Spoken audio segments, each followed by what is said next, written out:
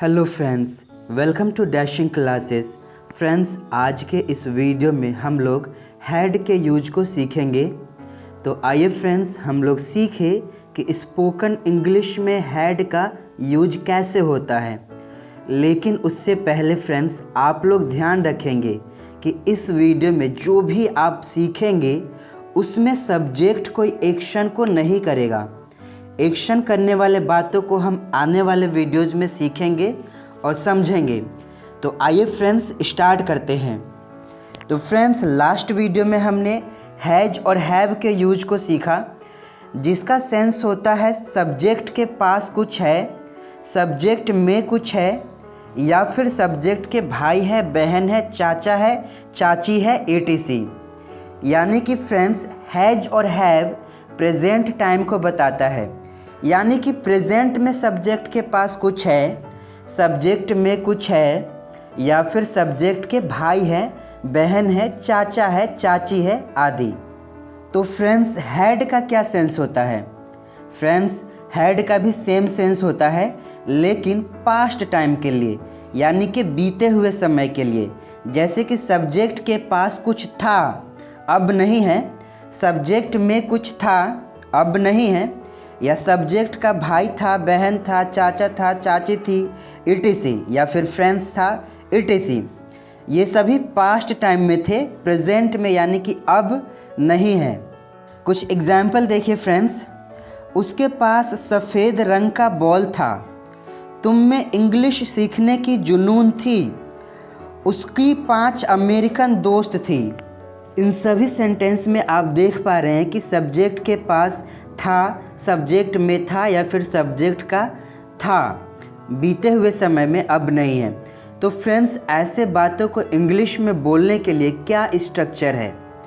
तो फ्रेंड्स, जब भी आप पॉजिटिव बातों को बोलेंगे, यानी कि पॉजिटिव सेंटेंस को बोलेंगे, तो स्ट्रक्चर होगा सब्जेक्ट, हैड, और हैड के बाद जो आपको बोलना है वो। फ्रेंड्स, यहाँ सभी सब्जेक्ट के साथ हैड का ही यूज होगा। एग्जाम्पल समझिए फ्रेंड्स। उसके पास सफ़ेद रंग का बॉल था। यहाँ सब्जेक्ट उसके है। फ्रेंड्स, सब्जेक्ट आइडेंटिफाई करना बहुत आसान है।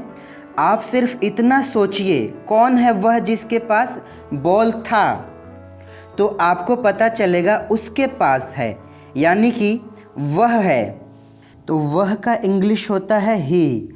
तो इंग्लिश होगा इस सेंटेंस का, he had a white coloured ball. सफ़ेद रंग का बॉल था उसके पास। He had a white coloured ball. तुम में इंग्लिश सीखने की जुनून थी। तुम में को इंग्लिश में यू कहेंगे तो बोलेंगे you had passion to learn English. उसके 5 अमेरिकन दोस्त थे। उसके बोलेंगे he had 5 अमेरिकन फ्रेंड्स। मेरे पास उसके घर की चाबी थी। I had key of his house। तो फ्रेंड्स, इस तरह से पॉजिटिव बातों को बोलेंगे। अब आइए फ्रेंड्स, नेगेटिव बातों को बोलना सीखें। तो फ्रेंड्स, जब आप नेगेटिव बातों को बोलेंगे तो स्ट्रक्चर क्या होगा? तो फ्रेंड्स, नेगेटिव बातों को बोलने के लिए स्ट्रक्चर होगा सब्जेक्ट, फिर डिड नॉट, फिर हैव, और हैव के बाद जो आपको पूछना है वो। फ्रेंड्स, यहाँ आप ध्यान देंगे कि डिड नॉट हैव है, हैड नॉट नहीं है। फ्रेंड्स, एक बात और आप ध्यान देंगे, डिड नॉट को डिडंट भी कहते हैं या फिर डिडंट। डिडंट या डिडंट डिड नॉट का कॉन्ट्रैक्शन है। तो आइए फ्रेंड्स, एग्जाम्पल को समझें। उसके पास सफ़ेद रंग का बॉल नहीं था। तो उसके पास नहीं था तो बोलेंगे he did not have a white coloured ball, या फिर he didn't have a white coloured ball. तुम में इंग्लिश सीखने की जुनून नहीं थी।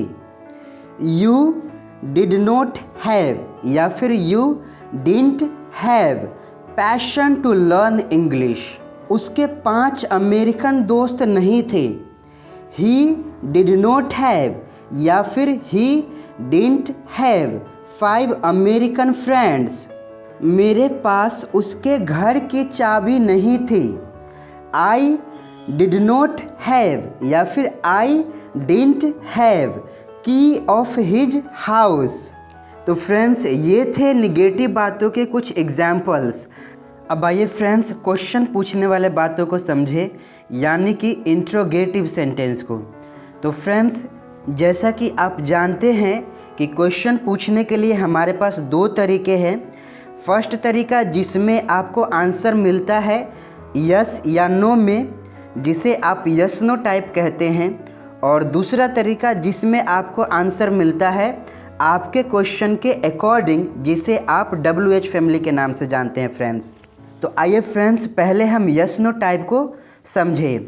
तो फ्रेंड्स यस नो टाइप के क्वेश्चन पूछने का स्ट्रक्चर है डिड, फिर सब्जेक्ट, फिर हैव, और हैव के बाद जो आपको पूछना है वो आप पूछ लेंगे। फ्रेंड्स यहाँ भी आप ध्यान देंगे कि आप क्वेश्चन डिड से पूछेंगे और सब्जेक्ट के बाद हैव लगाएंगे। जैसे कि क्या उसके पास सफ़ेद रंग का बॉल था। यहाँ इस क्वेश्चन में आप जानना चाह रहे हैं कि उसके पास सफ़ेद रंग का बॉल था या नहीं था, यानी कि यस और नो में आंसर जानना चाह रहे हैं आप। तो आप इसको इंग्लिश में बोलेंगे did he have a white coloured ball. क्या तुम में इंग्लिश सीखने का जुनून था। तो आप इसे इंग्लिश में पूछेंगे did you have passion to learn English. क्या उस लड़के में तुम्हें पीटने की हिम्मत थी।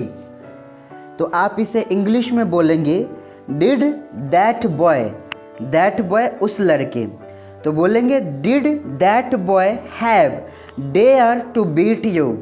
क्या उसके 5 अमेरिकन दोस्त थे। Did he have 5 American friends. तो फ्रेंड्स ये थे कुछ यस नो टाइप के क्वेश्चन। अब आइए WH फैमिली वाले क्वेश्चन को समझे। तो फ्रेंड्स WH फैमिली वाले क्वेश्चन का स्ट्रक्चर बहुत आसान है फ्रेंड्स। आपको करना बस इतना है कि यस नो टाइप वाले स्ट्रक्चर में पहले स्टार्टिंग में WH फैमिली को लगा देंगे, आपका स्ट्रक्चर तैयार हो जाएगा। तो फ्रेंड्स जब आप यस नो टाइप वाले स्ट्रक्चर में पहले WH फैमिली को रखेंगे तो आपका स्ट्रक्चर होगा WH फैमिली, फिर डिड, उसके बाद सब्जेक्ट, और फिर हैव, और हैव के बाद जो आपको पूछना है वो आप पूछेंगे। एग्जाम्पल देखिए फ्रेंड्स, तुम्हारे पास उसकी घड़ी क्यों थी। अब यहाँ पे ये जो क्यों है ये WH फैमिली है। तो सबसे पहले आपको इसका इंग्लिश लिखना है। तो आप लिखेंगे वाई, और वाई के बाद did. Why did you have her watch. उसके पास घोड़े क्यों थे। तो बोलेंगे why did he have horses. उसमें कौन सी शक्ति थी।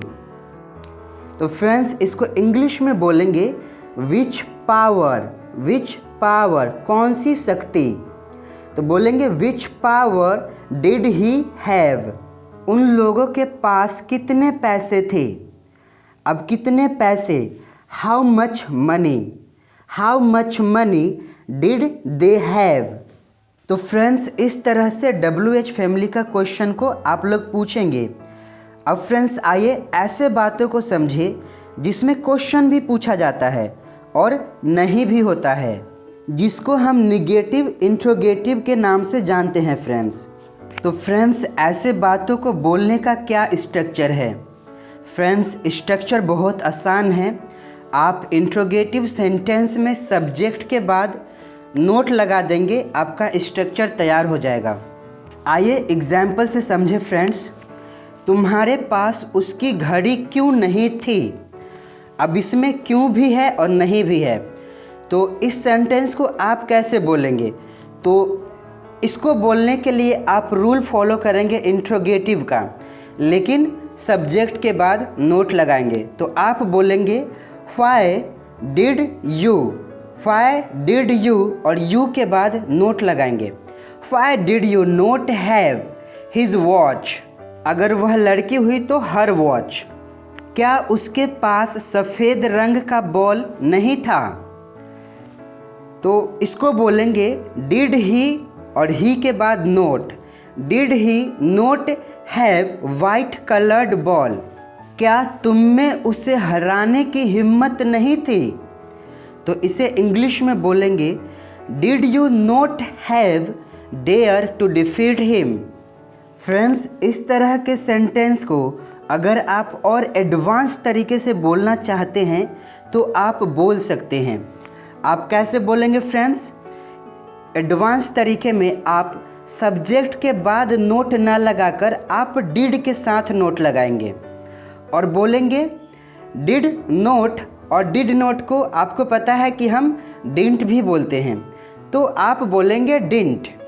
जैसे कि तुम्हारे पास उसकी घड़ी क्यों नहीं थी, तो आप इसको बोल सकते हैं why didn't you have, why didn't you have his watch.